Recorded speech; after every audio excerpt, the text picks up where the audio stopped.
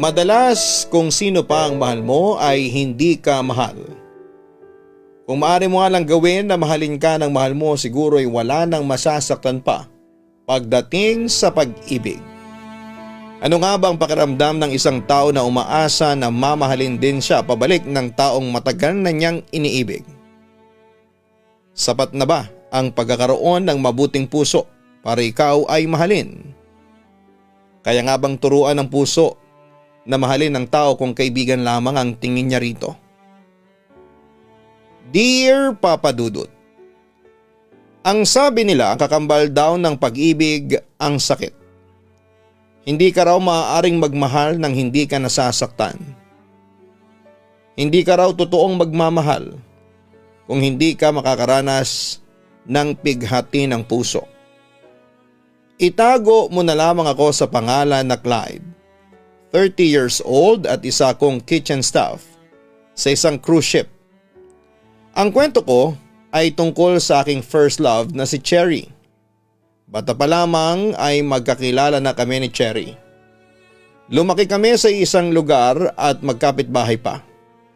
Magkaibigan din ang pamilya namin.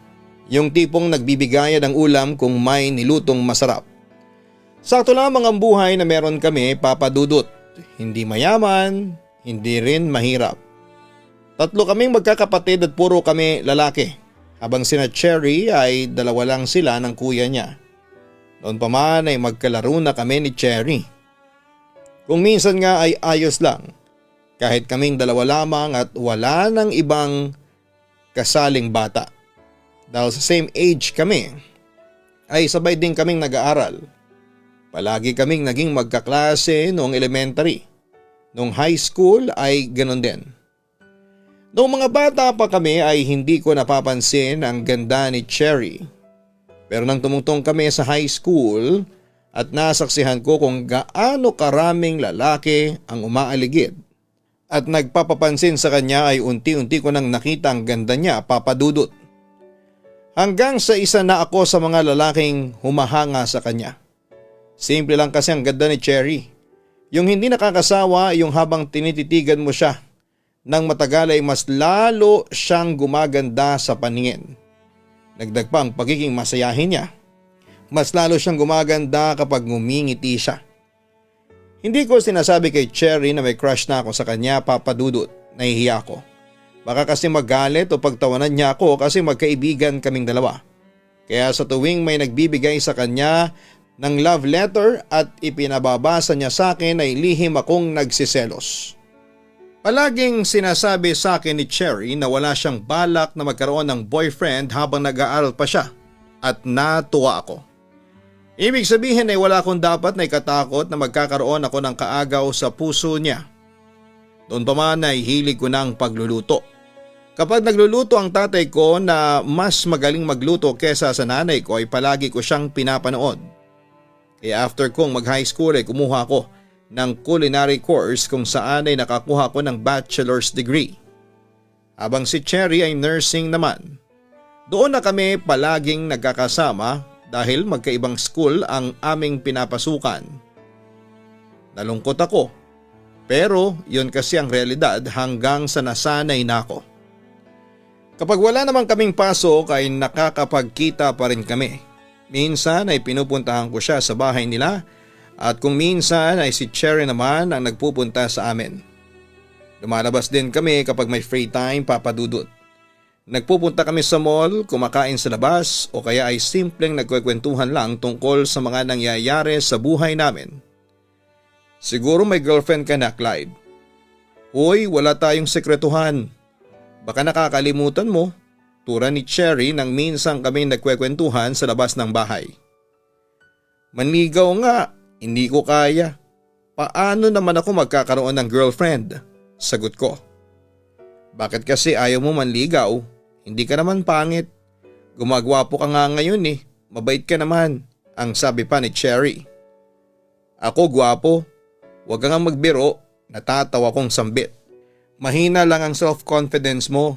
Aniya. Ikaw ba may boyfriend ka na siguro? Hindi mo lang sinasabi. Sabi ko pa. Wala. Nakalimutan mo na ba ang sinabi ko sa iyo na hindi ako magbo-boyfriend hanggang nag-aaral ako. May mga nanliligaw pero binasad ko kaagad. Distraction lang yang mga lalaki sa buhay ko.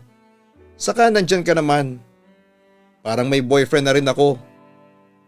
Kaibigang lalaki. Ang nakangiting wika pa ni Cherry.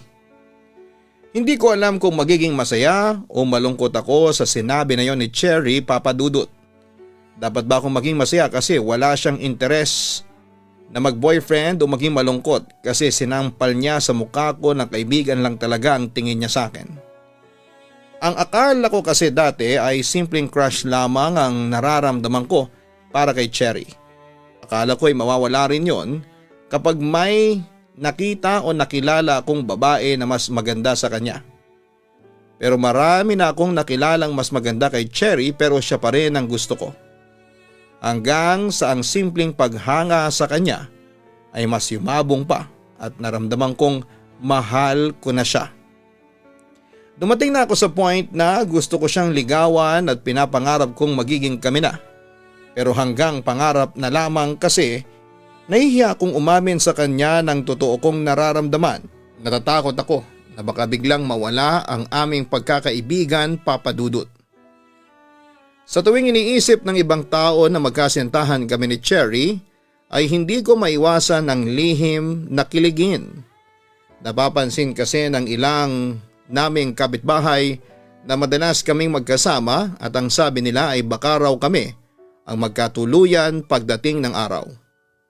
Kapag ganoon ay agad na sinasabi ni Cherry na magkaibigan lamang kaming dalawa, Papa Dudut. Natupad naman ni Cherry ang sinabi niya na hindi siya magbo-boyfriend habang nag-aaral.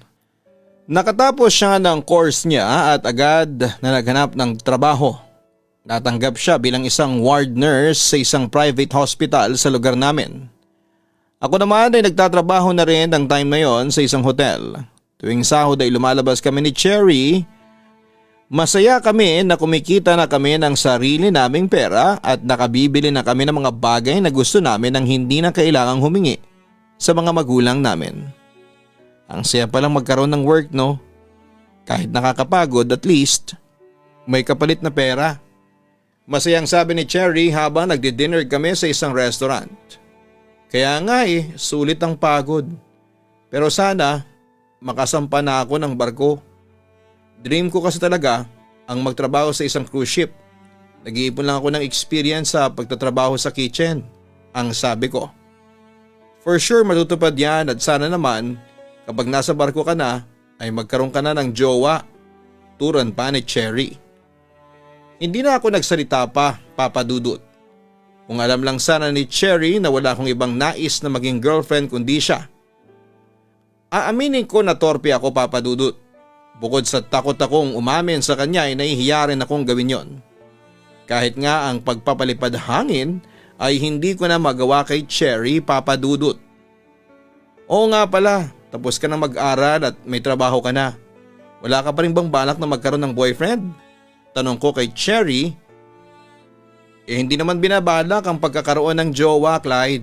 Kusay ang darating. Pero sa ngayon, ini-enjoy ko muna ang work ko. Kung may darating na love, why not? Hindi ba?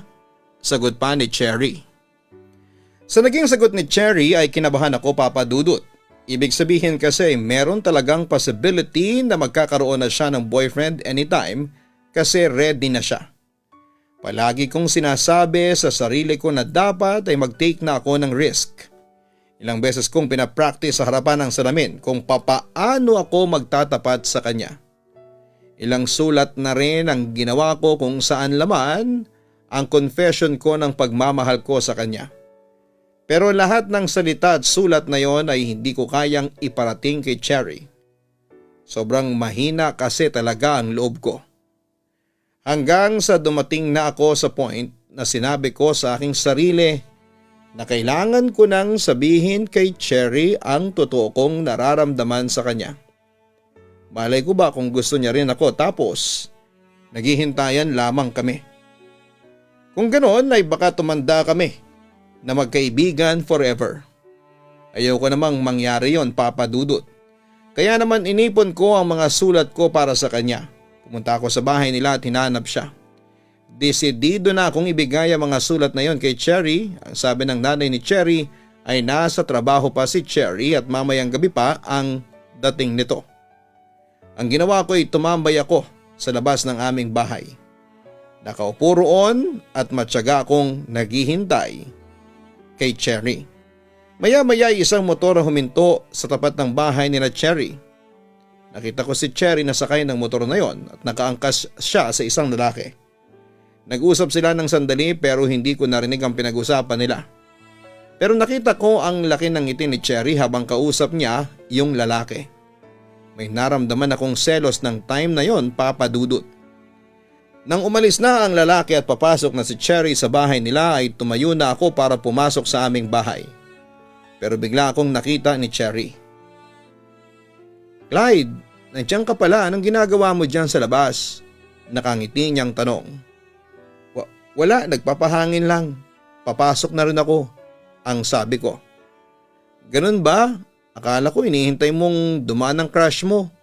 Pagbibirong wika pa ni Cherry.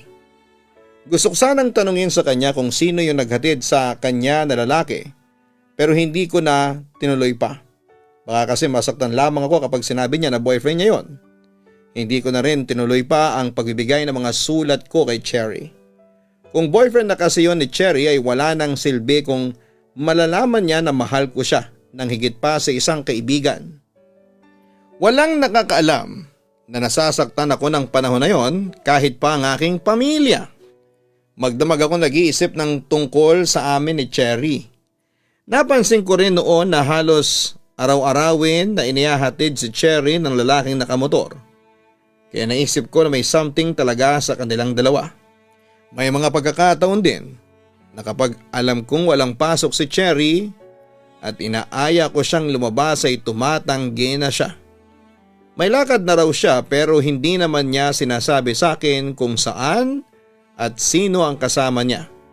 Hindi na rin ako nag-uusisa pa kasi alam ko sa sarili ko na wala akong karapatan na gawin yon, Papa Dudut. Ano ba ako ni Cherry? Kaibigan lang naman niya ako, Papa Dudut. Sobrang na-bother at naku-curious na ako kung sino ba talaga ang lalaki na palagi naghahatid kay Cherry. Nagkaroon na ako ng hinala na baka boyfriend na niya yon. Tapos ay hindi lang sinasabi sa akin ni Cherry. Kaya nang lumabas kami ni Cherry ay nilakasan ko na ang loob ko na magtanong sa kanya. Napapansin ko na palagi may naghahatid sa iyo sa bahay ninyo. May hindi ka ba sinasabi sa akin? Akala ko ba ay best friend tayo at walang secrets? Medyo pabiro ang pagtatanong ko. Kawork ko yun. Nurse din siya kagaya ko, si Marco. Sagot pa ni Cherry. Boyfriend mo na yun, no? Tanong ko. Hindi pa. Saka kung magkakaroon man ako ng boyfriend, ikaw ang unang makakaalam. Pero aamin na ako sa'yo, nanliligaw si Marco sa akin. Halos 3 buwan na rin siyang nanliligaw. Mabait siya saka thoughtful. Nakangiti niyang wika. E di meron siyang pag-asa sa'yo. Sasagutin mo na siya. Pinilit kong itago ang sakit sa mga tanong ko. Malaki ang pag-asa niya, Clyde. Hayaan mo at ipapakilala kita sa kanya kapag nagkaroon ng pagkakataon. Turan pa ni Cherry. Feeling ko ay paulit-ulit na sinasaksak ng kutsilyo ang aking dibdib sa mga nalaman ko mula kay Cherry. Kung ganoon ay gusto na niya si Marco at talagang wala na akong pag-asa sa kanya. Mas lalo tuloy akong pinanghinaan ng loob. Nagsisisi ako kung bakit hindi ko pa nilakasan ang aking loob. At dati pa sana akong nagtapat kay Cherry bago pa niya nakilala si Marco. Ang daming what if na tumatakbo sa utak ko ng sandaling yon.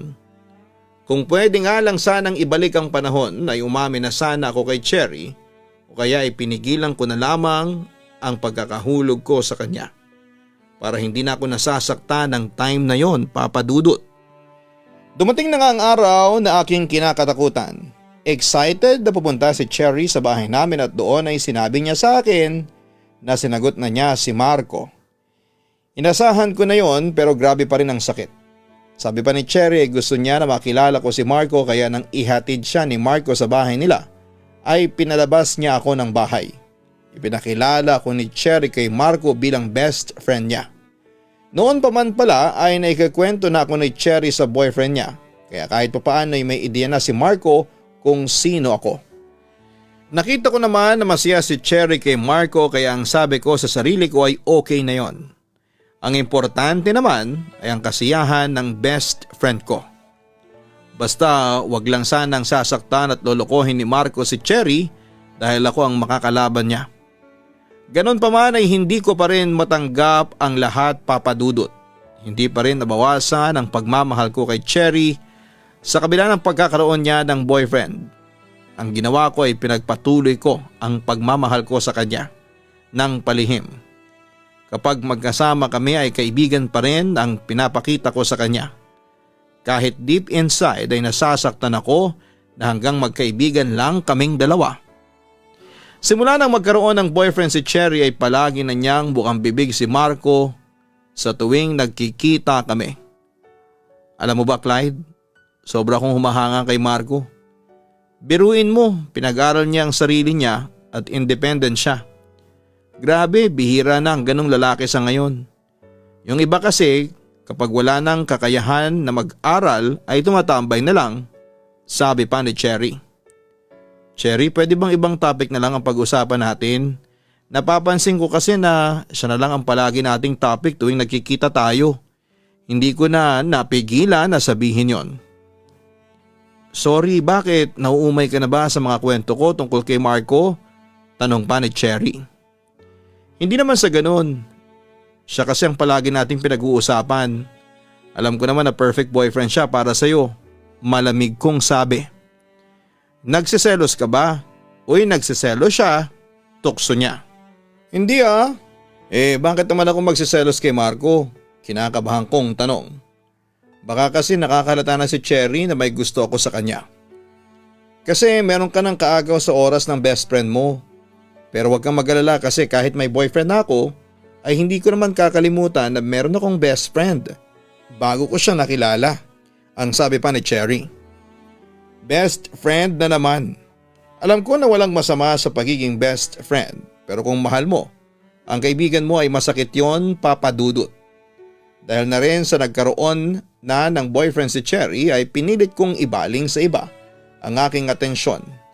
Sinubukan ko makipag-chat online at makipagkaibigan sa mga katrabaho kong babae. Pero lahat ng yon ay walang nagawa para mawala ang nararamdaman ko para kay Cherry. Siya pa rin kasi talaga. Wala nang iba. Kaya ang ginawa ko na lamang ay hinayaan ko ang nararamdaman ko para kay Cherry. At umasa ako na isang araw ay magigising na lamang ako na wala na yon. Dumating ang time na napansin ko na hindi na nakikipag-usap si Cherry sa akin. Kapag nagkataon na nakikita ko siya sa labas ay ngumingiti lang siya o kaya ay kukumustahin ako. Wala na yung lalabas kaming dalawa tapos magkwekwentuhan sa mga nangyayari sa buhay namin. Naramdaman ko na unti-unti nang lumalayo si Cherry sa akin, Papa Dudut. Kumbaga'y bigla siyang naging cold sa akin at hindi ko alam kung bakit at ano ang dahilan. Wala naman akong natatandaan na nagawa kong mali sa kanya o masamang nasabi. Hindi ko pwedeng patagalin na ganon kami kaya ng araw na walang pasok si Cherry ay pinuntahan ko siya sa bahay nila para magkausap kami. Doon ay itinanong ko na sa kanya ang gumugulo sa isipan ko. Ikaw ha, nagbago ka na. Nagkaroon ka lang ng boyfriend na walang ka na ng time sa best friend mo. Ang nagtatampo kong sabi kay Cherry. Busy lang sa work, sobrang toxic aniya. Magdadalawang buwan na kaya na hindi tayo lumalabas, may problema ba? Tanong ko. Sa pagkakataon na yon ay sinabi na ni Cherry ang totoong dahilan. Kinausap pala siya ni Marco at sinabi nito na hindi magandang tingnan na meron siyang lalaking kaibigan habang meron siyang boyfriend. Sinabihan siya ni Marco na huwag maging masyadong close sa akin at ang masakit ay sinunod yon ni Cherry. Sorry talaga, Clyde. Ayoko lang kasi na magalit si Marco sa akin. Alam ko na wala namang mali siyang friendship natin pero iba kasi ang paniniwala niya sa pagiging magkaibigan ng isang lalaki at babae. Naunawaan ko rin naman siya sa part na yon. Ayoko nasasaktan si Marco, paliwanag pa ni Cherry. Hindi mo kailangan na mag-sorry. Kung ako rin naman si Marco, ay ganun din ang iisipin ko. Mas maganda nga lang na sinabi mo kasi naiintindihan ko na kung bakit bigla ka nagbago, ang sabi ko. Basta best friend pa rin naman tayo. Yun nga lang, babawasan na natin ang time natin na magkasama tayo, ang sabi pa ni Cherry. Naiintindihan ko, huwag kang mag-alala, hindi ako galit. Gusto ko lang talagang malaman ang reason sa biglang pagbabago ng pakikitungo mo sa akin. Tama ka, magkaibigan pa rin tayo forever, nakangiti kong sabi. Ang swerte ko talaga kasi nagkaroon ako ng best friend na kagaya mo, Clyde. Sobrang understanding mo. Sorry kung ngayon ko lang nasabi sa iyo ang mga sinabi ni Marco sa akin. Natakot kasi ako na baka masaktan ka o magalit, sabi pa ni Cherry. Bakit naman ako magagalit? To be honest, masaya ako para sa iyo kasi masaya ka sa love life mo, sambit ko. Kung makikita lang sana ni Cherry ang sakit sa likod ng mga ngiti ko, papadudot. Kung pwede ko nga lang sanang sabihin na masakit sa akin na hindi na kami palaging magkakasama. Malinaw din kasi na kayang-kaya niya akong bitawan kung sasabihin yon sa kanya ni Marco. Masakit na mas kaya niyang piliin si Marco over me na nakasama at kaibigan niya simula pa pagkabata. Mahirap para sa akin na hindi na kami kagaya ng dati ni Cherry dahil sa meron na siyang boyfriend. Nawala na yung every week ay lumalabas kami kumakain sa kung saan o kaya ay simpleng nagkukwentuhan lang. Kumustahan na lang sa text or chat pagkatapos ay wala na.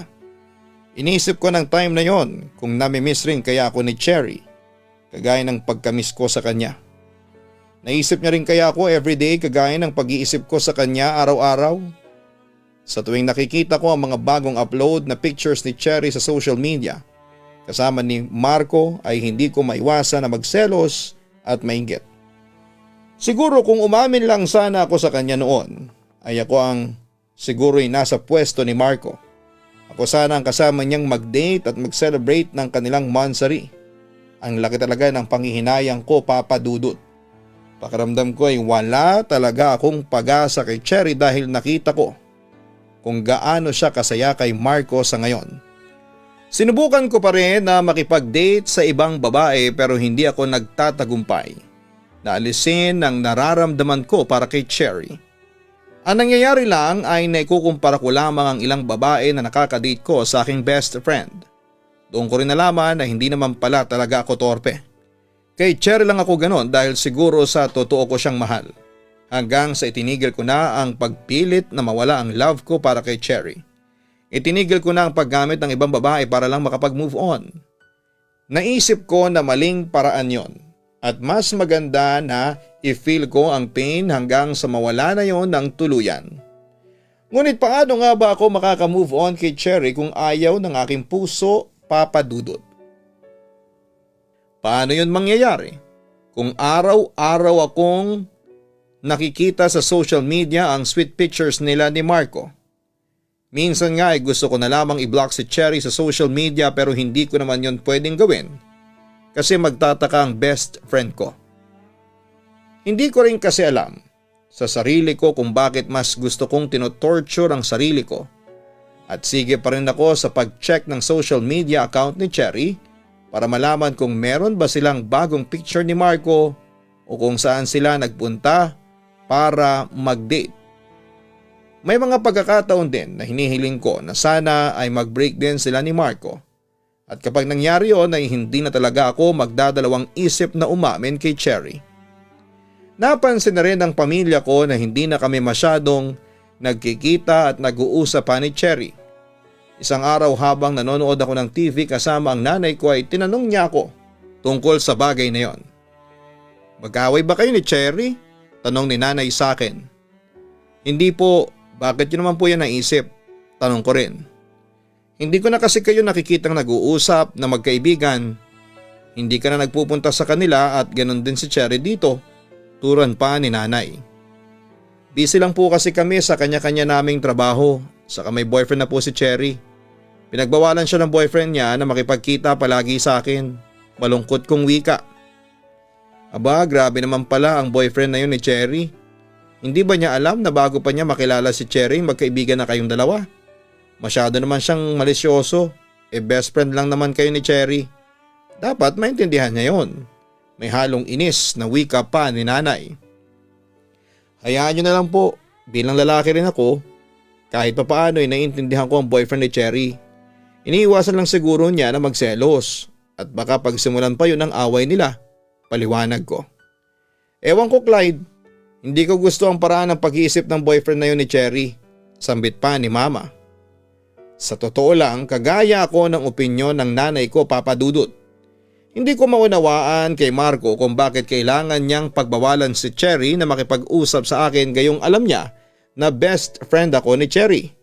Nasabi naman siguro ni Cherry sa kanya na bata pa lamang ay magkaibigan na kaming dalawa.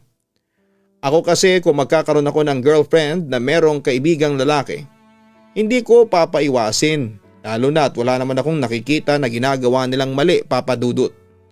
Pero yun nga lang, hindi naman kasi ako si Marco. Magkaiba kami ng pag-iisip at paniniwala sa mga bagay-bagay.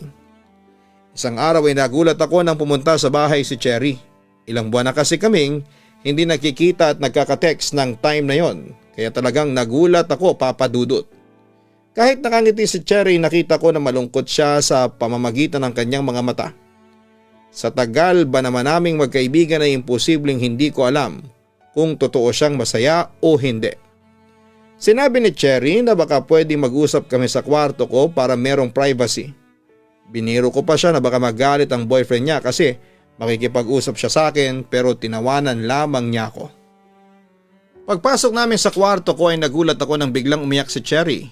Nagtataka man ako ay hinayaan ko munang mailabas niya ang lahat ng luha niya. Yumaka pa siya sa akin at alam ko na naghahanap siya ng makakaramay. Nang tumahan na si Cherry ay doon ko na siya tinanong kung ano ang problema at gano'n na lamang ang pag-iyak niya. Si Marco kasi, feeling ko ay may iba na siyang babae, sumbong pa ni Cherry. Feeling lang? Hindi ka pa sure? Tanong ko. Umiling si Cherry. Hindi pa, pero simula nung nagbakasyon siya sa Boracay last month, nang hindi ako kasama ay nagbago na siya. Hindi na siya sweet sa akin, tapos ang cold na niya kapag magka-text kami. Minsan na nga lang kaming magkita tapos kapag nagkikita kami, halos hindi na niya ako kinakausap. Mas nakatutok pa siya sa cellphone niya kesa sa akin. Hindi ba sign na rin yun na may babayang isang lalaki? Imutok pa ni Cherry. Aba malay ko, never pa naman kasi ako nagkaroon ng girlfriend. Kaya hindi ko alam ang gagawin ko kung sakali na magloloko ako sa girlfriend ko. Sagot ko pa kay Cherry. Lahat na yata ng sama ng loob ni Cherry kay Marco ay sinabi niya sa akin ng araw na yon, Papa Dudut. Mahigit 1 oras kami nag-usap. Pagkakataon ko na sana yon para sabihin kay Cherry na hiwalayan na niya si Marco, pero nang tanungin ko siya kung mahal pa niya si Marco at sinabi niya na oo ay naisip ko na si Marco pa rin ang kasiyahan ni Cherry. Sa huling ipinayo ko kay Cherry na huwag muna siyang mag-isip ng kung ano-ano tungkol sa boyfriend niya kasi puro hinala pa lang naman siya. Saka na lang siya magdesisyon kung ano ba ang dapat na kahinatnan ng relasyon nila ni Marco kapag meron na siyang ebidensya na talagang niloloko siya nito. Sinabi ko rin na mag-usap sila ng masinsinan. Isa pa base sa pagkukwento ni Cherry ay ipinagtatanggol pa rin ito si Marco. Baka raw kasi meron siyang pagkukulang kaya naisipan ni Marco na maghanap ng iba. Pero sabi ko kung sakali man na meron siyang pagkukulang ay hindi pa rin yun valid reason para lokohin siya ng boyfriend niya. Dapat ay pinag-uusapan ang mga ganong klase ng bagay. Makalipas nga ang ilang araw ay nag-text si Cherry sa akin. Nag-thank you siya para sa advice ko sa kanya. Kinausap niya na pala si Marco at ang sabi ni Marco ay pagod lamang ito sa trabaho. Medyo napagastos daw sa Boracay kaya halos maubos ang pera kaya panay OT sa work. Okay na raw sila ni Marco. At dahil okay na sila, alam ko na hindi naman magpaparamdam si Cherry sa akin. Siguro kakausapin niya lang ulit ako kapag meron sila ulit problema ng boyfriend niya, Papa Dudut. Umabot na ng 1 taon ng relasyon nila Cherry at Marco pero nasasaktan pa rin ako ng time na yon. Hindi ko pa rin matanggap na sa ibang lalaki na hulog ang best friend ko at hindi sa akin na dati ay araw-araw niyang kasama. hindi pa rin nawawala ang pagmamahal ko para kay Cherry. Kinain ako ng selos at inggit nang makita ko sa social media ni Cherry ang mga pictures nila ni Marco noong nag-celebrate sila ng kanilang first anniversary. Sa La Union sila nagpunta at talagang super sweet nila sa mga pictures nila, Papa Dudut. 2 days after ng anniversary nila Cherry at Marco ay nakatanggap ako ng tawag mula kay Cherry. Gabing-gabi na noon, siguro ay nasa 11 PM na yon, Papa Dudut. Nagtaka ako kasi never naman na tumawag si Cherry sa akin ng ganong oras simula nang magkaroon siya ng boyfriend. Kinabahan pa nga ako kasi baka may emergency o kung anong hindi maganda na nangyari sa kanya. Sinagot ko kaagad ang tawag ni Cherry. Hello Cherry, anong nangyari? Bakit napatawag ka ng ganitong oras? Tanong ko. Clyde, I need you now. Puntahan mo ako rito please. Baka hindi na ako makauwi ng mag-isa. Sa boses ni Cherry ay alam ko na lasing siya. Agad ako nag-alala kay Cherry lalo na nang sabihin niya na mag-isa siyang umiinom sa isang bar. Sinabi niya kung nasaan siya at walang pagdadalawang isip na pinuntahan ko siya. Pagdating ko sa bar ay tama nga ang aking hinala. Lasing na lasing nga si Cherry. Ano ba nangyari at naglasing ka mag-isa? Hindi ka man lang nag-aya. Nag-aya ka nga pero kung kailan lasing ka na. Kunwari nagagalit kong sabi kay Cherry. Huwag ka na nga magalit sa akin. Si Marco kasi niloloko niya ako. Nahuli ko siya na may ibang babae. Tama pala talagang hinala ko sa hinayupak na yon. Naiiyak na sabi pa ni Cherry. Ayon kay Cherry, noong anniversary nila at nasa La Union sila ni Marco ay nag-away sila ng boyfriend niya. Paano raw ay palagi may kausap sa cellphone. Hindi na raw siya nakapagtimpi pa. Nang nakita niya na may tumatawag sa cellphone ni Marco habang kumakain sila ay inunahan niya ito sa pagkuha ng cellphone at siya na ang sumagot. Isang babae ang nakausap ni Cherry at ang sabi ng babae ay girlfriend nito si Marco. Akala ko naman ay talagang masaya si Cherry dahil nag-post pa siya ng mga pictures nila ni Marco noong anniversary nila. Yun pala, sa likod ng mga sweet pictures na yon ay nasasakta na ang best friend ko. Ano nang balak mo ngayon? Nakipag-break ka na ba sa kanya o sisa ko? Hindi pa. Ayokong matalo ako ng babae niya no. Mas nauna ako kaysa sa kanya. Ako ang original. Pinapili ko si Marco, ang sabi niya ay bigyan ko siya ng 1 week para makapag-isip. Sagot pa ni Cherry. Seryoso ka ba? Binigyan mo pa ng chance ang cheater na yon? The fact na nag-iisip siya, ibig sabihin na hindi na siya sigurado sa'yo. Saka yung paglolo ko pa lang niya, dahilan na yon para hiwalayan mo na siya. Gusto kong patukan si Cherry sa katangahan niya. Hayaan mo na, malay mo, ako ang piliin ni Marco, sambit pa ni Cherry. Ewan ko sa'yo, kung nakakatanga pala ang pagmamahal, ay ayoko lang magmahal, biro ko. Grabe ka sa akin, bakit ikaw, never ka bang nagpakatanga sa love? Tanong pa ni Cherry. Nagpapakatanga? Naghihintay nga ako sa isang babae kahit na alam kong hindi niya ako mamahalin eh. Malakas ang loob ko na sabihin yon kay Cherry dahil alam kong lasing siya. Alam ko na kapag nahulasan siya ay makakalimutan na rin niya ang mga sinabi ko. Uy, sino yung babae na yan? Bakit hindi mo sinasabi sa akin? Ang daya mo. Akala ko ba walang secrets pagdating sa ating dalawa? Ang sabi pa ni Cherry. Gusto mo talagang malaman kung sino? Tanong ko. Siyempre, best friend mo ko kaya dapat sinasabi mo sa akin ang lahat.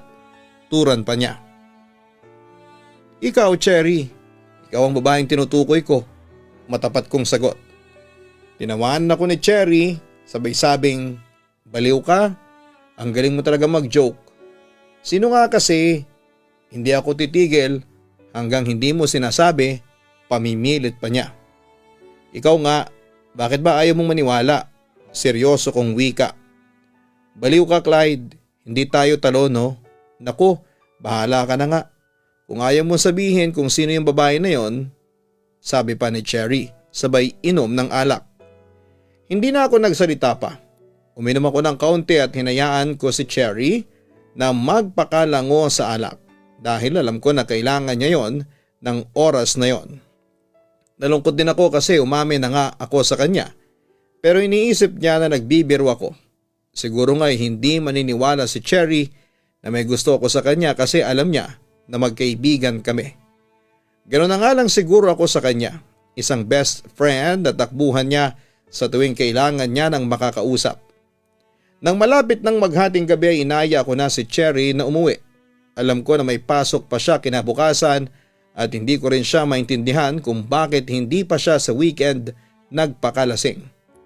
Inihatid ko siya sa bahay nila at sinabi ko sa nanay niya na wag nang pagalitan si Cherry dahil merong pinagdadaanan. Ang sabi ko pa ay si Cherry na ang bahalang magsabi sa kanila kung ano ang problema nito. Kahit naman magkaibigan kami, gusto ko pa rin na bigyan ng kalayaan si Cherry kung ipapaalam ba niya o hindi sa pamilya niya ang problema niya kay Marco. Kinabukasan bago ako pumasok sa work, pumunta muna ako sa bahay ni Cherry at ang sabi ng nanay niya ay pumasok na sa trabaho si Cherry. Mukhang okay naman daw nang nagising si Cherry at walang sinabi sa kanya na problema ito. Hiniling ko ng time na yon na sana ay tuluyan ng maghiwalay sina Cherry at Marco Papadudot. Hindi dahil sa gusto kong magkaroon ng pag-asa kay Cherry kahit mukhang wala na. Ang dahilan ko ay ayoko nang masaktan pa si Cherry ng dahil kay Marco. Hindi deserve ng best friend ko ang lalaking kagaya ni Marco Papadudot. Kung ako na lang sana kasi ang minahal ni Cherry, hindi ko hahayaan na masaktan siya. Hindi ko siya lolokohin.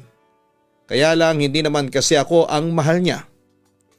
Makalipas ang 1 linggo ay hindi pa rin kami nag-uusap ni Cherry.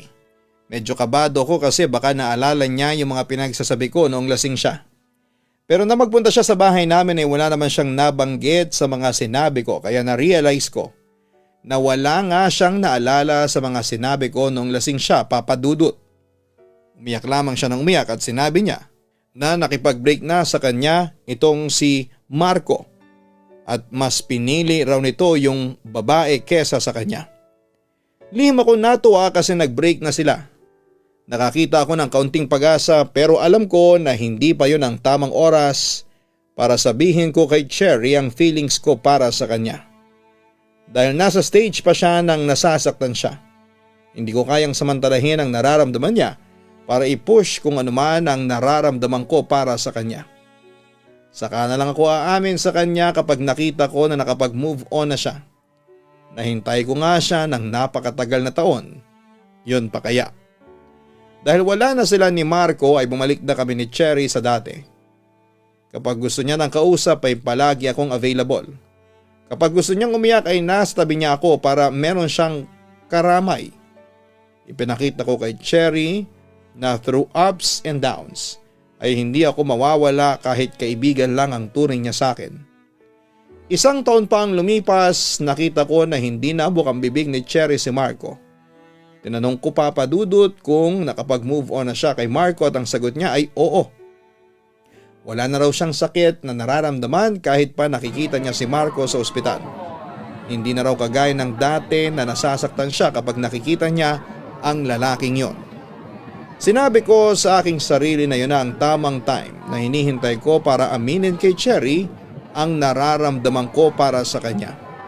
Ngunit parang hindi talaga kampi sa akin ang tadhana dahil kung kailan nagkaroon ako ng lakas ng loob ay saka naman nagkaroon ulit ng boyfriend si Cherry. Si Ian. Malaki ang pagkakaiba ni Ian kay Marco. Papadudot. Hindi niya pinagbawalan si Cherry na makipagkita o makipag-usap sa akin. Kung minsan pa nga ay inaaya ako ni Ian na uminom sa labas. Naging magkaibigan na rin tuloy kami ni Ian at nakita ko rin na matino siya kumpara kay Marco. Masakit na sa pangalawang pagkakataon ay hindi ko na naman nasabi kay Cherry na mahal ko siya. Dahil sa nagkaroon siya ng boyfriend, Papadudot. Hanggang sa isang araw ay umamin si Cherry sa akin na buntis siya. Natatakot daw siyang magsabi sa parents niya kasi baka magalit ang mga ito. Doon ako tuluyang sumuko, Papadudot. Kailangan ko lang tanggapin na hindi talaga si Cherry ang para sa akin. Tinulungan ko sina Cherry at Ian na sabihin sa mga magulang ni Cherry na buntis ito. Handa naman siyang panagutan ni Ian at pakasalan. Hindi naman nagalit ang parents ni Cherry. Umiyak lang ang nanay ni Cherry at naintindihan namin yon, Papadudot.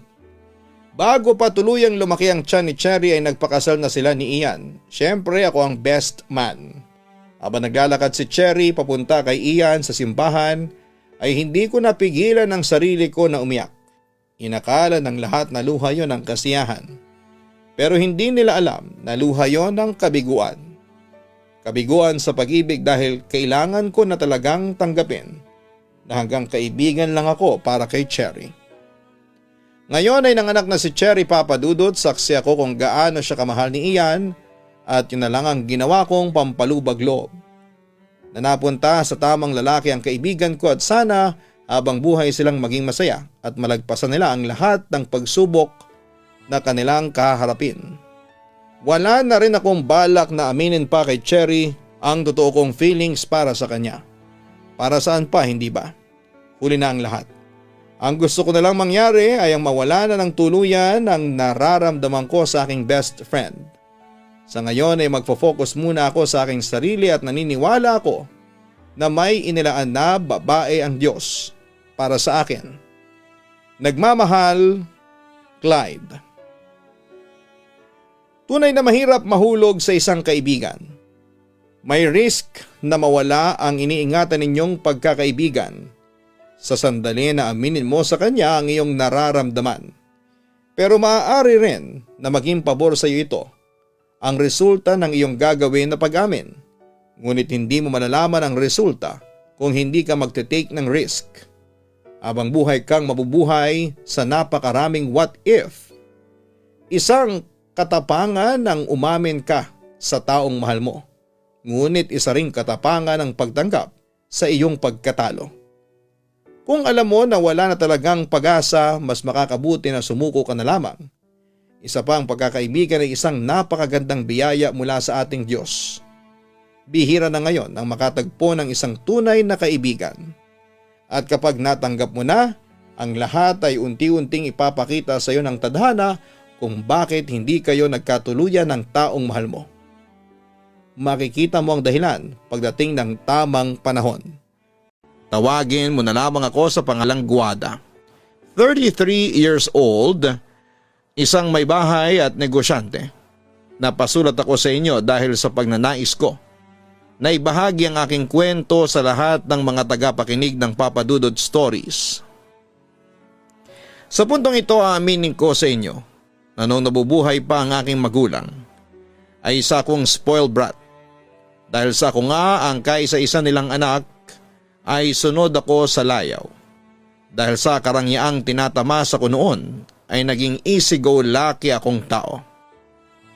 Hindi ako naging seryoso sa buhay. Natatandaan ko pa noong high school ako. Isa ako sa mga binansagang worst student. Dahil sa bukod na wala akong kaseryosohan sa pag-aaral, ay puro lalaki ang aking inatupag. Naging playgirl din ako noon, kung saan ay marami akong nakarelasyon na lalaki. Hanggang sa nakilala ko si Dante, ang playboy sa klase. Dahil siguro sa ang kanyang kagwapuhan ay napaibig niya ako. Dahil sa ako ang madalas noon na gumagawa ng first move ay nagtagumpay akong makuha si Dante. Papadudot sa edad namin na 17 ay nagsimula ang aming relasyon. Nang malaman ito ng aking mga magulang ay laking pagtutol nila sa relasyon namin ni Dante. Gusto ng mga magulang ko noon na matapos ako sa pag-aaral, pero binaliwala ko sila. Kasama ng kanilang mga payo at pangaral sa akin ay nagpatuloy kami ni Dante na magkarelasyon.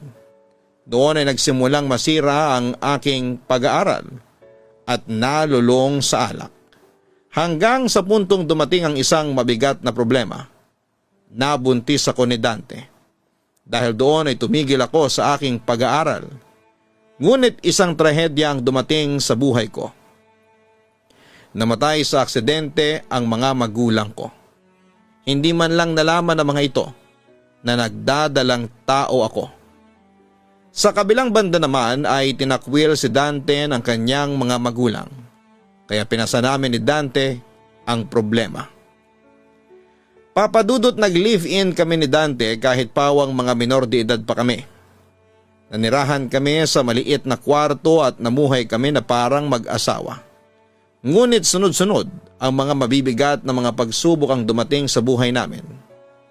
Dahil sa hindi rin nakatapos ng pag-aaral si Dante ay nahirapan siyang makahanap ng trabaho. Buti na lamang at nakapasok siya sa isang talyer. Kinalaunan, nang sumapit ang 20 years na kaarawan niya, ay namasada siya ng jeep na pag-aari ng kanyang kamag-anak. Habang lumalaki ang aming anak na si Charis ay unti-unti ko ring nadidiskubre ang tunay na pag-uugali ni Dante. Naging magagalitin po ito. Mabisyo at babaero si Dante. Lumamlam din ang pakikitungo niya sa akin. Dahil dito ay madalas kaming magkaroon ng hindi pagkakaunawaan ng aking asawa na nauuwi sa away at bugbugan. Oo, Papa Dudut. Madalas niya akong bugbugin at saktan dahil siguro sa akin niya ibinubuhos ang lahat ng kanyang mga hinanakit, galit at panghihinayang sa buhay. Ako kasi ang sinisisi niya sa paghihirap namin sa buhay. Natatandaan ko, sabi pa niya sa akin ay malas daw ako sa buhay niya. Sapagkat kundi daw ako dumating ay maganda na raw sana ang buhay niya ngayon. Samantala isang umaga ay nagpaalam sa akin ang aking asawa. Bibisitahin lang daw niya ang isa naming malapit na kaibigan. Umayag naman ako at nagtiwala na doon nga siya pupunta. Kaya pagkalis niya ay saka naman ako naghanda para mamalengke ng kakainin ng pamilya sa buong mag-araw. Habang namimili sa tindahan ng aking kaibigang si Aling Mitring, ay may napansin ito sa akin. "Guada, ano yung nasa mukha mo? May pasaba yan?" Tanong niya sa akin. "Opo," pag-amin ko. "Si Dante kasi nag-away na naman po kami nung isang araw." Naawa sa akin ang matandang tindera. "Naku, yung asawa mo ha, Guada, sumusobra na yata. Ginagawa kang punching bag. Nasaan ang lalaking yon? Namamasada na ba ng jeep?" Tumango lamang ako bilang tugon. "Basta mag-ingat ka lang, Guada. Lumaban ka na kasi. Huwag kang pumayag na saktan at kaya-kayanin ka lang niya. Kaya umaabuso eh. Naku, kung sa akin gawin yan, maghahalo ang balad sa tinalupan." Aniya habang tila gigil na gigil sa asawa ko. Palis na ako ng tindahan nang may matanaw sa malayo si Aling Mitring. "Guada, hindi ba si Dante yun?" Sabi niya habang tinuturo sa malayo ang isang lalaking may kasama at ka-holding hands na babae.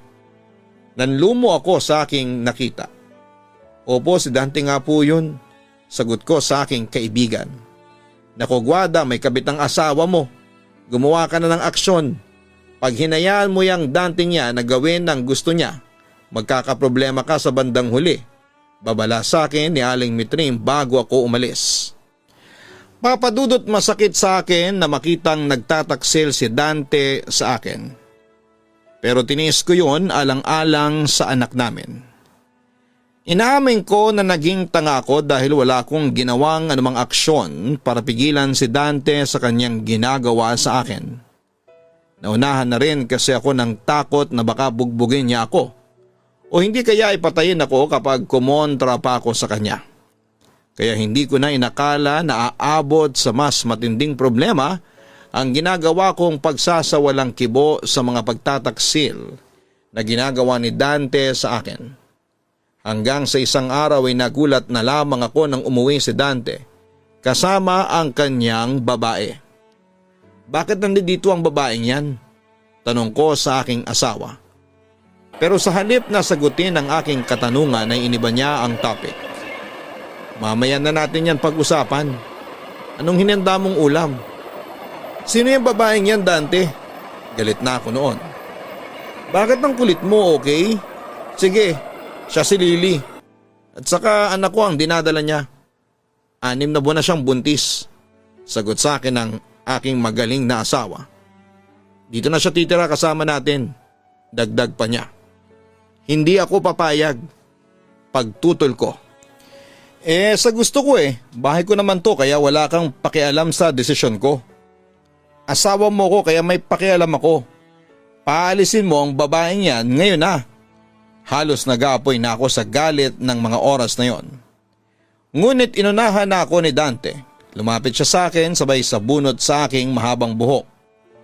Napasigaw ako sa sakit at halos kalad ka rin niya ako papunta sa kusina habang nakita kong parang demonyong nakangisi ang kabit na nagngangalang Lily. Dante, aray ko, bitawan mo ko. Pagmamakaawa ko sa aking abusadong asawa. Halos mapasigaw na ako sa sobrang sakit, Papa Dudut. Kung hindi ka ba naman tarantado hindi ko gagawin yan sa'yo. Sabi niya sa akin bago ako nginudngod sa lababo. Huwag kang umastang asawa ko dahil hindi naman tayo kasal. Habol pa nito. Napaiyak na lamang ako sa sinabing yun ni Dante. Hindi naman kasi kami kasal kaya sinasamantalan niyang mangabit at abusuhin ako. Kaya hindi na lamang ako ng laban at sa halip ay hinayaan ko na lamang tumira ang kabit sa aming pamamahay. Sa puntong yun ay hindi ko na alam sa sarili ko kung sadyang tangalang ba ako o isang santa dahil kahit na madalas akong bugbugin ni Dante ay hindi ko siya makuhang hiwalayan. Inaamin ko, Papa Dudut, na mahal ko si Dante kaya labis akong nasasaktan sa atensyong ibinibigay niya sa kanyang kirida. Sa tuwing nakikita ko ang pagmumukha ni Lily sa loob ng aming pamamahay ay talagang sumisilakbo ang aking damdamin. Ngunit hindi ko lang magalaw ang babae dahil parating nakabantay si Dante dito. Pero minsan, Papa Dudut, pumapasok din sa isipan ko na umalis na lamang sa bahay kasama ni Charisse. Ngunit palagi akong nabubuking ni Dante at nauuwi ito sa walang habas na pagmamaltrato sa akin. Madalas niya akong ikulong sa bahay at lalabas lamang kung bibili ako sa palengke. Pero inoorasan niya ang bawat alis ko. At kapag nahuhuli ako sa takdang oras, nang uwi ay sinasaktan ulit ako ni Dante. Ngunit nung malapit-lapit na ang kabuwanan ni Lily ay hindi na gaanong naghigpit sa akin si Dante. Hindi ko alam kung bakit pero bigla na niya akong pinayagang lumabas. Lalo na kapag sinasama ako sa lakad ni Aling Metring. Basta mag-iiwan lamang ako ng pagkain sa mesa para sa kanya at kay Lily.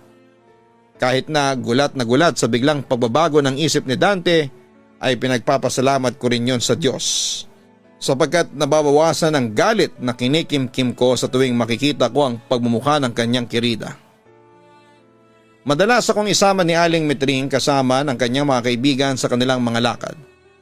Ngunit hindi ko sukat akalain na isa sa mga lakad namin ay magbibigay ng daan sa akin upang makilala ang isang taong magpapabago ng aking buhay.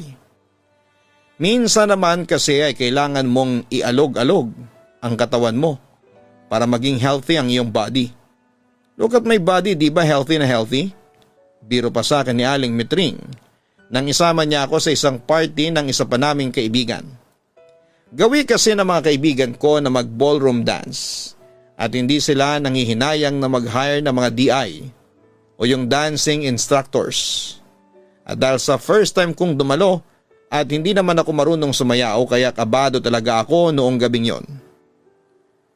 Ay siya nga pala, may papakilala ako sa iyo, sabi sa akin ni Aling Metring. Pagkatapos ay may tinawag siyang lalaki. Jorhan, halika dito. Lumapit naman ang isang matangkad, moreno at napakagwapong lalaki na nakita ko. Kung i-describe ko siya ay medyo hawig siya ng younger version ni Ian Veneracion. Guada, pinapakilala ko sa iyo si Jorhan. Baguhang dancing instructor siya dito. Pero tingnan mo kung sumayaw yan, oh. Pro na pro, sabi sa akin ni Aling Metring. Ngumiti naman sa akin ang lalaki. Jorhan, ito naman si Guada, kaibigan ko. Hi Guada, nice to meet you, kumusta? Bate sa akin ni Jorhan. Mabuti naman, ikaw. Eto masaya kasi nakilala kita, reply sa akin ng lalaki. Papa Dudut, aaminin ko na nakaramdam ako ng kilig sa unang pagkikita namin ni Jorhan. Bigla ko ding nakalimutan ang mapang-abuso kong asawa. Mabait pala kaibigan, gentleman at masayang kausap din ang lalaki. Pagkatapos ng ilang minutong kwentuhan ay napagpasyahan naming sumali sa mga nagkakasiyahan sa dance floor. Marunong ka bang sumayaw? Tanong sa akin ni Jorhan. Hindi gaano pero madali naman ako matuto, sagot ko. Sa hindi malamang kadahilanan ay nakaramdam ako ng excitement. Bago tayo magsimula ay gusto kong sabihin na isa ka sa mga magagandang babaeng nakilala ko. Bagay din sa iyo ang suot mo, sabi pa niya sa akin. Siyempre nakaramdam ako ng saya pagkarinig ko noon. Mahilig ka palang mambola, natatawa kong sabi. Pero ang totoo ay nagbablush na ako ng mga oras na yon. Hindi ako nambobola, nagsasabi ako ng totoo, dagdag pa niya. Siyempre lalong humaba ang hair ko nang sabihin niya yon. Familiar ka ba sa tango? Tanong naman niya sa akin habang nagpalit ng tugtog sa buong dance floor. Oo naman, sinayaw ko noong field day namin. Noong high school pa ako, sagot ko. Pagkatapos ay magka-partner kaming nagsayaw ng tango. Papadudot isa yon sa mga hindi ko makakalimot ng eksena sa aking buhay. Sweet romantic at saka lalo pa akong na-turn on sa kanyang ginamit na pabango. Pakiramdam ko, isa akong prinsesa at si Jorhan ang aking Prince Charming. Oo, aaminin kong para akong na-love at first sight sa kanya. At naghangad na sana siya na lamang ang asawa ko sa halip na si Dante. Samantala pagkatapos ng party namin ay nagkapalitan kami ni Jorhan ng phone numbers para magkaroon pa rin kami ng communication. At kinabukasan agad ako nakatanggap ng text message mula sa kanya. Simula noon ay naging regular na ang palitan namin ng text messages. Minsan tumatawag din siya sa akin. Tapos ay ina-add na rin niya ako noon sa Facebook at doon ay naging madalas na ang pagkwekwentuhan namin. Kaya ng mga panahong yon ay hindi ako nawawala ng internet load dahil ayokong makamiss ng kwentuhan namin ng lalaking hinahangaan ko. Papadudot madali kong nakagaan na ng loob si Jorhan. Bukod sa na-inspired din ako sa kanyang buhay, ikinuwento sa akin ni Jorhan na lumuwas siya ng Sulu papunta ng Maynila para makapagtrabaho at makapag-aral. Simula nang mamatay ang kanyang mga magulang ay mag-isa niyang tinaguyod ang kanyang buhay. Tulad ko, maraming pagsubok ang dumating din sa buhay ni Jorhan. Ikinuwento niya sa akin na kalbaryo ang sumalubong sa kanya nang dumating siya sa Maynila. Nakipagsapalaran si Jorhan na mamasukan siyang janitor, basurero, nagtitinda ng dyaryo at car wash boy para mayroong may pantustos sa kanyang pag-aaral at pang-araw-araw na gastusin. Dahil naman sa aking galing niya sa pagsasayaw, ay naikwento niya sa akin na naging dance instructor siya sa edad na 18. Sa pagiging DI ay may naipantutustos si Jorhan sa kanyang pag-aaral sa kolehiyo. Dahil sa kwento ng buhay ni Jorhan ay labis akong napahanga sa kanya. Papadudot, simula nang malaman ko ang istorya ng buhay ni Jorhan, ay hindi ko maiwasang ikumpara siya kay Dante. Sa mga pagkukumpara na yon ay nabawasan ang pagmamahal ko kay Dante. At dahil naman sa mga mabubuting ipinakita sa akin ni Jorhan ay hindi ko naiwasang mahulog ng tuluyan ang aking loob sa kanya. Naging matalik kaming magkaibigan ni Jorhan. Naging madalas papadudot ang aming pagkikita. Doon ay na-develop ang aking damdamin para sa kanya. Samantala'y dumating ang aking kaarawan at tulad ng aking inaasahan. Wala akong natanggap na pagbati mula kay Dante. Hinayaan ko na lamang sila sapagkat nawala na ako ng pagmamahal sa aking asawa. Oo, papadudot ng panahong yon ay si Jorhan na ang aking mahal. Kaya labis ang aking tuwa nang mag-text sa akin si Jorhan at nagayang lalabas kami. Dahil daw sa birthday ko kaya ililibre niya ako saan ko man gustong pumunta. 2:00 ng hapon ang usapan namin. Tanghali pa lamang ay umalis na ako ng bahay. Hindi na ako nagpaalam noon sa aking asawa na abala sa pakikipagharutan sa kanyang kabit. Pagdating sa meet-up place ay nabighani ako sa aking kakisigan ni Jorhan. Nanood kami ng sine, naglaro at nagpalipas ng oras sa amusement center. Hindi nagtagal ay tumungo kami sa isang restaurant para kumain. Anyway, meron akong ireregalo sa iyo, sabi sa akin ni Jorhan habang hinihintay na iserve ang aming pagkain. Inabot niya sa akin ang isang maliit na box. Sa itsura pa lang nito ay alam ko nang mamahalin ang nasa loob. At hindi nga ako nagkamali dahil pagbukas ko, nakita ko ang isang napakagandang bracelet. Wow, Jorhan, para sa akin talaga to? Hindi makapaniwalang tanong ko sa kanya. Oo naman, ikaw ang special someone ko eh. Kinilig ako sa sinabi ni Jorhan na special someone niya ako. Agad naman akong nagpasalamat sa regalo sa akin ng aking kaibigan. Basta ikaw, Guada, masaya na ako kapag nakikita kitang masaya, sabi ni Jorhan sa akin. Sa kabilang banda, pagkatapos naming kumain ay dinala niya ako sa bilihan ng mga damit. Nagulat ako at nahiya. Pero sabi niya sa akin ay huwag akong mahiya dahil pinaghandaan niya ang aking birthday. Kaya sa huli nabili ko yung mga damit na gusto ko. Nakita ko naman sa ekspresyon ng mukha ni Jorhan ang labis na tuwa sa akin. Papadudot, hindi sa nag-a-assume ako. Pero nararamdaman kong may pagtatangi sa akin si Jorhan. Lumipas ang ilang araw ay lalong tumindi ang aking lihim na pag-ibig sa aking kaibigan. May pagkakataon na naiisip ko na ako na ang gumawa ng first move para malaman na niya ang aking totoong nararamdaman. Pero sa tuwing kaharap ko siya, ay kinakabahan ako. Kaya hinintay ko na lamang siya ang unang magtapat sa akin sakali mang pareho kami ng nararamdaman para sa isa't isa. Hanggang sa isang araw ay muli kaming nagkita ni Jorhan sa tapat ng simbahan. Pagkatapos naming dumalo sa misa, ay isang pagtatapat ang aking narinig mula sa kanya.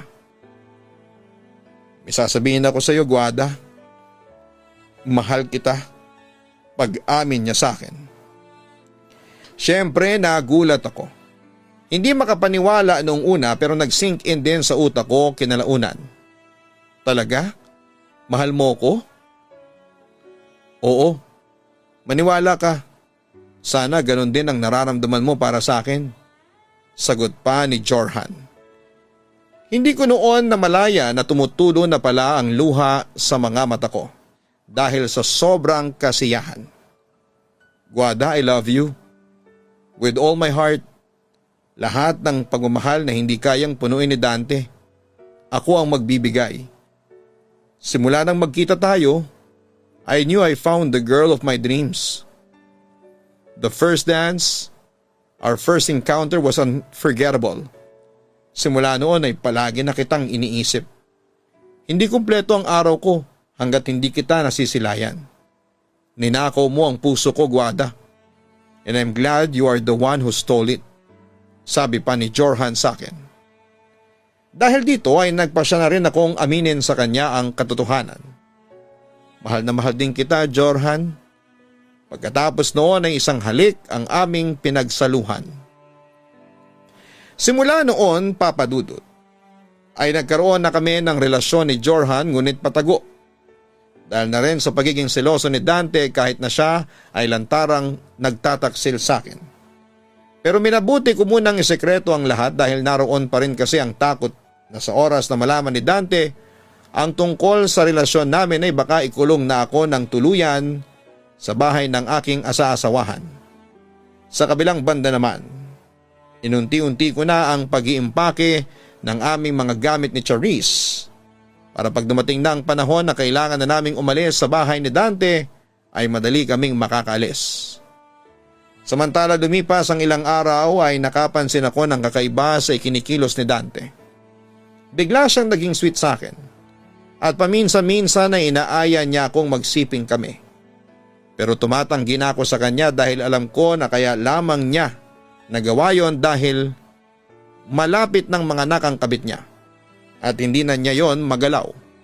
Kaya palagi kong kinakatwiran sa kanya ay nangihina ako o di kaya ay may sakit. Ginagawa ko na ang lahat ng palusot upang huwag siyang maghinalang, ayoko na siyang makatabi pa. Pero isang araw ay napansin ko na parang naghihinala na sa akin si Dante. Saan ka galing, Guada? Bakit ngayon ka lang umuwi? Usisa sa akin ang aking asawa pagkarang umuwi ako ng gabing-gabi. Nanggaling kasi kami ni Jorhan noon sa isang party kung saan ay halos buong araw kaming magkasamang dalawa. Sa mall sinamahan ko si Aling Mitring, pagsisinungaling ko. Bawas-bawasan mo ang palaging pagsama kay Mitring ha.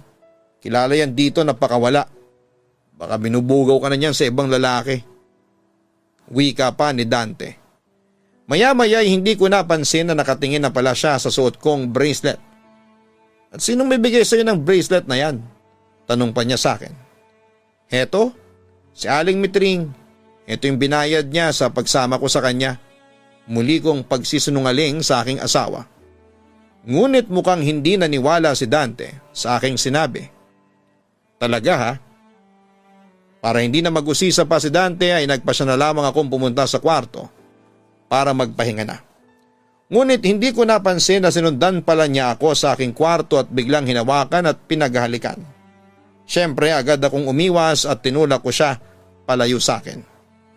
Ano ba problema mo? Galit na wika ni Dante. Wala Dante, pagod lang kasi ako. Please, wag muna ngayon. Sagot ko habang pinapanatili ang pagiging kalmado ko. Matagal mo na kasi akong hindi napapaligaya. Pagpapatuloy ng aking asawa. Namimiss ko na ang mga halik mo. Bakit hindi mo gawin yan kay Lily? Sa totoo lang, Papa Dudut, simula nang pinatira ni Dante ang kabit niya sa bahay namin, ay nandidiri na ako sa aking asawa. Kaya sinumpa ko talaga kahit kailan na hindi na niya ako masisipingan. Alam mo namang hindi siya magagalaw eh. Bunti siya. Paligayahin mo ako ngayon na, Guada. Sabi ni Dante na may halong pamimilit. Pero nagmatigas ako. Sa huli ay iniwan niya ako habang inis na inis. Samantala, na-realize ko na tama pala ang mga kasabihan na lahat ng mga bagay ay may katapusan. Sa pagkakataong yon, ang pagtitimpi ko sa aking walang kwentang asawa ay umabot na sa sukdulan. Siguro nung una ay natitiis ko pa na huwag lumaban o kumibo sa mga pang-aabuso sa akin ni Dante. Ngunit isang pangyayari ang nagpabago ng lahat. Nahuli ko na lamang siya na pinagtatangkaan niyang halayin ang aming anak na si Charis. Dahil doon ay agad kong sinaklolohan ng aking anak. Walang iya ka ang baboy mo Dante! Sigaw ko sa aking asawa. Ngunit sadyang malakas si Dante at nakatikim ako sa kanya ng maraming suntok sa katawan. Ngunit kahit liamado ang lalaki ay sinikap ko pa rin na ipagtanggol ang aking sarili. Inay! Inay! Narinig kong sigaw ni Charis habang nakikita niyang sinasaktan ako ng kanyang ama. Charis, tumakas ka na, dali humingi ka ng tulong! Sabi ko sa aking anak. Agad naman niya akong sinunod at mabilis na lumabas ng bahay para humingi ng tulong.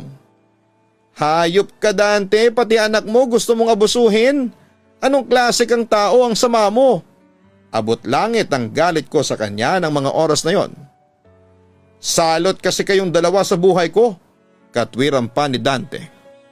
Kung salot pala kami sa buhay mo, sana hindi mo na lang ako inayang makipagtanan sa'yo. Sana hindi ko na lang sinayang ang buhay ko sa'yo. Galit kong wika.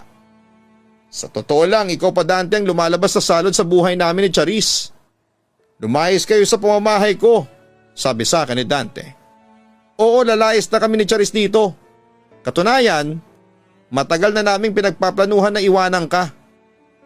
Dahil sa sinabi kong yon, kinaladkad ako ng aking asawa palabas ng bahay. Pero pumalag ako kaya sampal, suntok at sabunot ang aking inabot mula sa kanya. Hindi ako nagpatalo, gumanti rin ako ng hampas at suntok. Buti na lamang at biglang dumating ang mga tanod na tinawag ni Charis at agad akong nasaklolohan sa mapang-abusong asawa. Nakahinga ako ng maluwag nang makita kong pinosasan si Dante at dinala sa barangay. Papadudot ang pangyayaring yon ay ang nagpaunawa sa akin kung gaano kasamang tao si Dante. Kaya hindi mo may tatanggi na hanggang ngayon ay sumisilakbo pa rin ang galit ko sa kanya. Samantala, dinala ako sa ospital ng mga sumaklolong tanod dahil na rin sa mga sugat na natamo ko sa pang-aabuso ni Dante. Agad naman itong nabalitaan ni Jorhan sa pamamagitan ni Aling Mitring at agad siyang dumalaw sa akin sa ospital. Inasikaso at inilagaan niya ako. Siya rin ang gumasto sa ospital at sa mga gamot ko. Natuwa ko, Papa Dudut, kasi naramdaman ko noon ang pagmamahal sa akin ni Jorhan. Guada, hindi ko nahahayaang pang masaktan ka. Ipagtatanggol kita sa sinumang nagbabalak na manakit sa iyo ng anak mo. Mahal na mahal kita, Guada. Pangako, hindi kita paluluhain. Pangako pa niya sa akin. Naiyak ako sa mga sinabing yun ni Jorhan, Papa Dudut. Salamat, mahal na mahal din kita. Doon ko napatunayan na mahal ako ni Jorhan. Sinusuklian ko din ang pagmamahal na ibinibigay niya sa akin. Inamin ko na ibang pagmamahal ang nararamdaman ko kay Jorhan sa pagmamahal na naramdaman ko noon kay Dante. Papa Dudut, simpleng paghanga lang pala ang naramdaman ko noon kay Dante. Dahil siguro mga bata pa kami ay inakala ko ng pag-ibig ang nararamdaman kong yon. Ngunit sa aking pagtanda ay naging iba na ang pamantayan ko sa pag-ibig. Si Jorhan na ang dinidikta ng aking puso. Nasa kanya kasi ang mga katangiang hinahanap ko sa isang lalaki, sa isang asawa. Sa kabilang banda ay kinasuhan ko si Dante ng physical injuries at child abuse dahil sa mga ginawa niya sa sarili niyang anak. Yun ang naging dahilan upang mabilanggo siya. Yun ang nais ko, ang pagbayaran niya ang mga kasalanang ginawa niya sa aming mag-ina. Si Lily naman ay bumalik sa poder ng kanyang mga magulang hanggang sa magsilang siya ng isang sanggol na babae. Pagkatapos noon ay hindi ko akalain na muling magkukrus ang landas namin ni Lily. Nagkaroon kami ng pagkakataon na makapag-usap at doon ay nakapagpatawaran kami at naging magkaibigan. Narealize din kasi niya ang kanyang pagkakamali at humingi ng tawad sa akin na siya ko namang tinanggap. Hindi rin siya nakipag-communicate kay Dante sa bilangguan sapagkat nakatagpo rin siya ng lalaki na totoong magmamahal sa kanya. Madalas pa rin kaming magkita at magkasama ni Lily hanggang sa ngayon. Papa Dudut, naging masaya naman kami ni Jorhan sa aming pagsasama. Nang makatapos siya sa kolehiyo sa edad na 26 ay pareho kaming nagpasya na lumagay na sa tahimik. Hindi ko makakalimutan ang araw na yon habang nasa simbahan kami at walang gaanong tao ay sabay kaming nagdasal noon. Nang matapos ay nagsalita siya sa akin, "Anong ipinagdarasal mo sa Diyos?" Tanong niya sa akin. Siyempre, long and healthy life. Tapos maging masaya at panghabang buhay na ang pagsasama natin, sagot ko. Speaking of panghabang buhay, may ibibigay ako sa iyo, aniya. Tapos may dinukot siya sa bulsa ng kanyang damit at ibinigay niya sa akin ang isang maliit na box. Nang buksan niya ay nagulat ako sa laman noon. Ang gandang singsing, nako, mahal ito, no? Sabi ko habang manghang-mangha sa nakita ko. Oh, diamond ring. A sign of my everlasting love para sa iyo, Guada. Matagal kong pinag-ipunan yan. Akin at isusot ko sa iyo. Pagkatapos noon, ay dahan-dahang sinuot ni Jorhan ang singsing sa aking daliri. Sabay sabing sana'y tanggapin mo ako bilang iyong asawa. Pero hindi ako kaagad nakasagot dahil sa hindi pa rin ako makapaniwala noon. Para bang nananaginip lamang ako. Tumingin ka sa mga mata ko, sabi pa niya sa akin. You can actually see the truth in my eyes. Ang katotohanang mahal na mahal kita. Napangiti ako. Alam ko naman yun, ang sabi ko. So will you marry me? Muli niyang tanong sa akin. Suot ka tong singsing, so bakit pa ako tatanggi? Natatawang wika ko. My answer is yes. I will marry you. Kahit sang simbahan mo ko dalhin, ang gusto ko lamang ay maging asawa mo. Simple lamang ang naging kasalan namin na ginanap sa Immaculate Conception Parish sa Siasi, Sulu noong 2016 kasama ang mga mababait na kamag-anak ng aking asawa. Sila din ang nag-asikaso ng venue, pagkain at wedding dress ko. Si Charis naman ang isa sa mga naging abay sa aming kasal. Pagkatapos naman ng aming kasal ay bumalik ulit kami dito sa Metro Manila at pansamantalang nangupahan kami dito sa barangay Sangandaan, Project 8, Quezon City. Papa Dudut, yun na ang pinakamasayang bahagi ng aking buhay. ang makasama ang lalaking pinakamamahal ko. Tama nga ang desisyon ko na si Jorhan ang aking pinakasalan sapagkat bukod sa magandang buhay ang ibinigay niya sa amin ni Charis ay ramdam ko talaga ang totoong pagmamahal na ibinibigay niya sa amin. Kay Jorhan ko talaga nakita ang katangian ng isang asawang hinahanap ko. Sa ngayon, Papa Dudut, nagtatrabaho si Jorhan sa isang ahensya ng gobyerno at mataas ang kanyang posisyon. Ako naman, bagamat isang may bahay, ay pumasok ako sa pagnenegosyo ng retailing at nagpapa 5-6 upang makatulong ako kay Jorhan. Dahil sa pagtutulungan namin ay nakabili kami ng bahay sa katabing barangay ng Sangangdaan dito sa Barangay Bahay Toro, Project 8, Quezon City. Dito na kami naninirahan hanggang sa kasalukuyan. Samantala 2017 naman ay sinilang ko ang panganay namin ni Jorhan. Pinangalanan namin siyang Jeremiah. Si Charis naman ay nakapagtapos ng elementarya bilang isang valedictorian noong nakaraang school year lang. Kaya labis ang sayang nararamdaman ko sa ngayon. Labis ako nagpapasalamat sa Diyos sapagkat nakasurvive ako sa unos na dumating sa aking buhay noon. At si Jorhan ang kinasangkapan ng Panginoon upang maging tagapagligtas ko sa unos na yon. Papa Dudut, nagpapasalamat ako sa iyo at sa iyong programa sapagkat binigyan ninyo ng pagkakataon na maibahagi ko ang aking buhay sa inyong mga tagapakinig. Sana kung may pagkakataon ay gusto kong personal na magpasalamat sa iyo. Bilang iyong tagahanga ay ninanais ko rin na makadaupang palad ka. I look forward sa pagkikita nating dalawa in the near future. Muli maraming salamat sa iyo at sa mga bumubuo ng Papa Dudut Stories. More power. Lubos na nagpapasalamat. Guada. Mga kaibigan, inyong narinig ang kwento ni Guada ng Project 8 Quezon City. Maraming pinagdaan ng pagsubok ang ating letter sender dahil na rin sa mga maling desisyong nagawa niya noon. Nahulog siya sa isang lalaki na inakala niyang mahal siya, ngunit paglipas ng panahon ay nagbigay lamang ito sa kanya ng matinding pang-aabuso.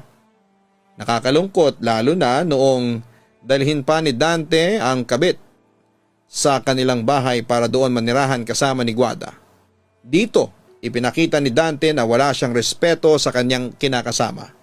At hindi pwedeng ikatwiran niya na hindi sila kasal ni Guada kaya siya nagtataksil. Masama pa rin ang manloko, magtaksil at mang-abuso sa iyong asawa o partner, kasal man kayo o hindi. Kaya dapat lang naiwan ang ganitong klase ng tao. Samantala, baka kayo nagtataka kung bakit hindi lang noon umalis si Guada sa bahay noong tumira doon ang kabit ni Dante na si Lily. Sa aking pagkakaintindi ay lumaking ulila at walang kapamilya o kamag-anak si Guada na pwedeng kumupkup sa kanya. Baka ng mga panahong yon ay wala pa siyang lakas ng loob para bumukod o tumayo sa kanyang sariling paa. At kaya siguro dumating sa kanyang buhay si Jorhan at unti-unti nitong iniligtas ang buhay ni Guada mula sa pang-aabuso. Isa rin siguro sa nagbigay ng lakas ng loob kay Guada na umalis na sa poder ni Dante ay dahil sa nangyari sa kanilang anak na si Charis. Dito natin nakita ang napakasamang tao sa katauhan ni Dante. And he's not worth keeping. Mabuti na lamang sa tulong na rin ni Jorhan. Nagkaroon ng lakas ng loob si Guada para tumayo sa kanyang sariling mga paa. Sa ngayon ay masaya na si Guada at Jorhan kasama ang bagong tatag nilang pamilya. Pagkatapos ng matinding pagsubok ay dumating naman sa kanila ang swerte na siyang tinatamasa nila ngayon. Mga kaibigan, sana'y magsilbing inspirasyon sa atin ang kwento ni Guada at Jorhan. Ating tandaan, kung gaano man kalaki ang pagsubok na dumarating sa iyong buhay, ganoon din kalaki ang tiwalang binibigay sa iyo ng Diyos na malalampasan mo ito.